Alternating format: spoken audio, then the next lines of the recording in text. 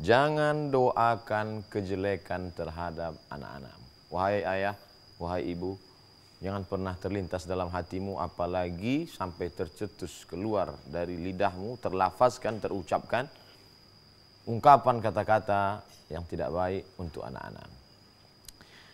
Diriwayatkan dalam suatu kisah bahwa ada seorang pemuda, dia bekerja mengembala kambing. Kambing-kambing ayahnya dia gembalakan. Tentu mungkin anak muda ini, masa anak muda yang bersemangat kerja cuma mengembalakan kambing. Tapi ayahnya tidak ada biaya untuk menyewa pengembala kambing, memberikan upah kepada pengembala kambing untuk mengembalakan kambing-kambing ini untuk keperluan makan kehidupan mereka sehari-hari. Anak yang merasa tidak senang, tertekan, susah ini berusaha untuk pergi, mohon izin kepada ayahnya, tapi ayahnya berkata, jangan. Untuk sementara bantulah ayah. Tapi rupanya keinginan yang kuat ini terus bergejolak dalam dirinya. Akhirnya dia minjam uang kepada saudaranya. Dia pun pergi meninggalkan ayahnya yang dalam keadaan kesusahan. Bagaimana orang tua renta bisa boleh mengembalakan kambing? Akhirnya orang tua yang dalam keadaan sulit ini mohon kepada Allah Subhanahu wa taala. Dia tidak ada meminta apa-apa kepada Allah. Ya Allah, tunjukkanlah kuasamu ya Allah. Dia tidak mengatakan tolong begini ya Allah. Tidak, dia hanya berkata ya Allah, tunjukkan kuasamu ya Allah. Apa yang terjadi? Malang tak dapat ditolak, untung tak dapat diraih. Anak ini dalam perjalanannya mengalami kebutaan. Dia tidak melihat apa-apa. Na'udzubillah, na'udzubillah. Semoga Allah melindungi, menjauhkan kita dari laknat seperti ini. Buta, tidak bisa melihat apa-apa. Bagaimana mungkin dapat bekerja mencari nafkah dalam keadaan tidak bisa melihat? Gelap segala dunia. Bagaimana akhirnya? Orang kembali mengantarkannya kepada ayahnya. Menangis, menyesal. Tapi saat itu penyesalan tak lagi bermakna. Wahai bapak, ya ini anakmu. Apa pertanyaan si ayah kepada sang anak? Apakah engkau sudah mendapatkan bagianmu? Itu saja yang dia tanyakan. Apakah engkau sudah mendapatkan bagianmu, wahai anakku? Si anak menangis, meneteskan air mata, menjawab, ya, aku sudah mendapatkannya. Inilah bagian yang layak, karena aku melawan kata-katamu, akhirnya aku tidak dapat melihat apapun. Senangkah si ayah? Bahagiakah dia? Lalu apakah dia katakan, rasakan ini? Tidak, tidak sampai hatinya. Dia pun ikut menangis, susah, sedih melihat penderitaan anaknya. Lalu kemudian apa yang dia lakukan? Di tengah malam dia berwudu, bermunajat, berdoa, mohon kepada Allah Subhanahu wa taala. Lalu kemudian dia keluarkan lidahnya, dia jilat mata anaknya yang buta itu. Innama amruhu idza arada syai'an ay yaqula lahu kun fayakun. Allah menunjukkan kuasanya, maka seketika itu juga sang anak dapat melihat kembali. Allah kembali menunjukkan kuasanya, si anak dapat melihat dunia terang benderang. Begitulah kalau Allah berkehendak.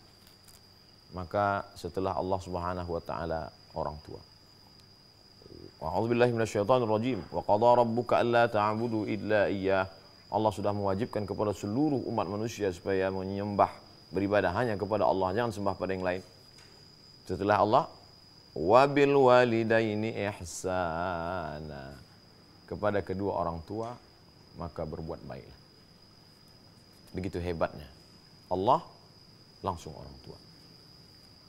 Maka pelajaran yang dapat kita ambil adalah mengalahlah sedikit, mundurlah agak selangkah dua langkah demi untuk mendapatkan barokah beberapa langkah. Anak ini meninggalkan sang ayah, meninggalkan kambing-kambing untuk apa? Mencari rezeki, mencari makan. Makan itu dari mana? Dari Allah. Kuasa untuk memberikan rezeki itu siapa? Allah. Huwal aziz, dia maha perkasa. Huwal jabbar, dia maha segalanya. Wa huwa ala kulli syai'in qadir, dia kuasa atas segala sesuatu. Sibuk mencari, padahal sebenarnya yang memberi Allah. Kalau Allah mau memberi begitu mudahnya. Wahai anak yang sibuk mencari karunia Allah, sampai kau lupakan ada karunia Allah yang terbesar, yaitu orang tuamu.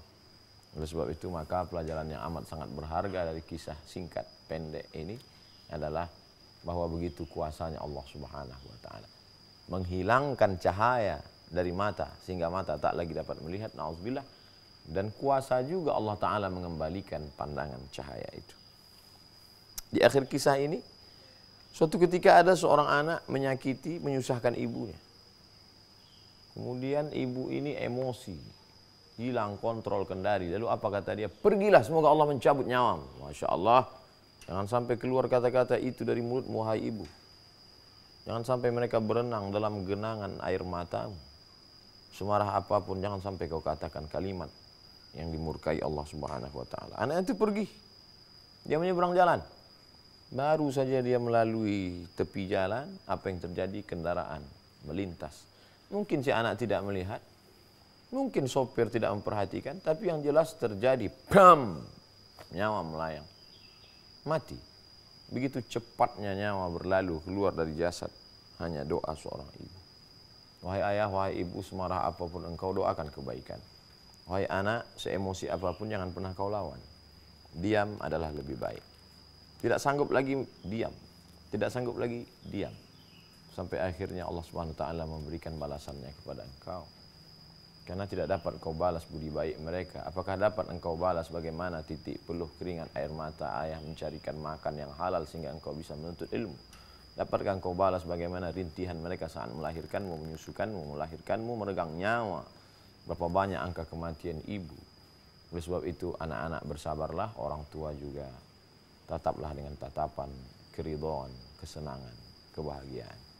Mudah-mudahan di hari baik, bulan baik yang mulia ini Allah senantiasa menganugerahkan kesabaran bagi ayah dan ibu. Begitu juga dengan anak. Terima kasih. Assalamualaikum warahmatullahi wabarakatuh.